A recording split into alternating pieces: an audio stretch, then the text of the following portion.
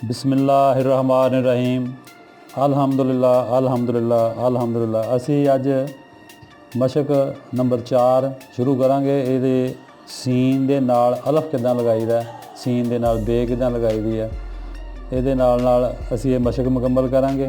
तो दोस्तों की फरमाइश है कि ये नाल इंग्लिश भी दसनी चाहिए, वो भी अनकरीब असी शुरू कर रहे हैं। वह भी इंशाअल्लाह अच्छा रिजल्ट आएगा। कोशिश करांगे अच्छे तरीके नाल समझाउण दी।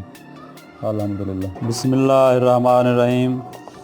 आ साडी मशक है जी, मशक नंबर 39, सबक है सीन नून सन।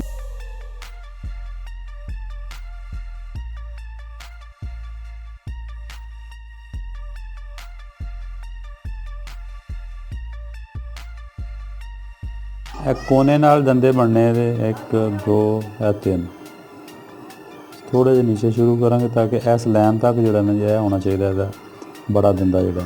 उस तो बाद फिर तीसरी लाइन तक दायरा शुरू करना।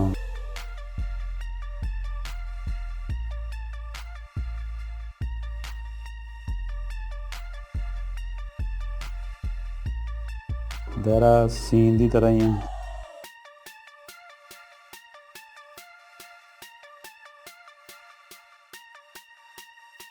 फिर नुकता ये सेंटर च बनाना।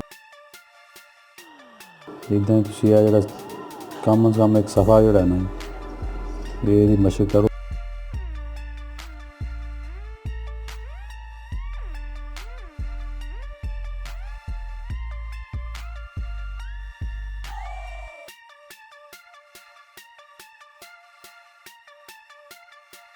बाकी यह सबक जोड़ा लागे लिखा वा तुम इनू गौर करो क्या दंदान किदां बने ने। दायरा जोड़ा फिर नून का ही है।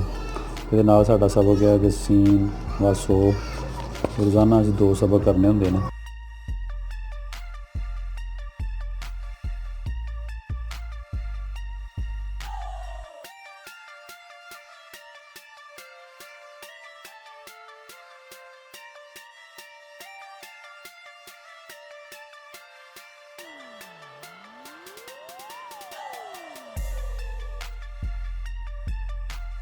तो तुसी यह सफ़ा जोड़ा पूरा लिखना वा।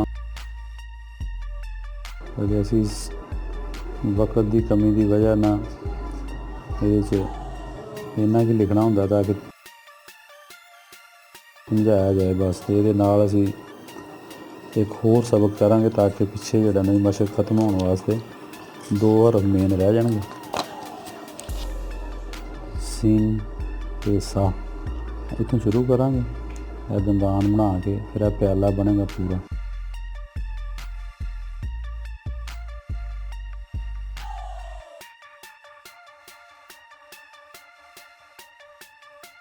असी अगर इन मशक को ज़्यादा करना तो यह इत्थे भी इस्तेमाल कर सकते हैं। सेंटर वाली लाइन छोड़ देंगे। मशक जी है ना ज़्यादा हो जाए। ये सी जी अज का साडा सबक पेंसिल का।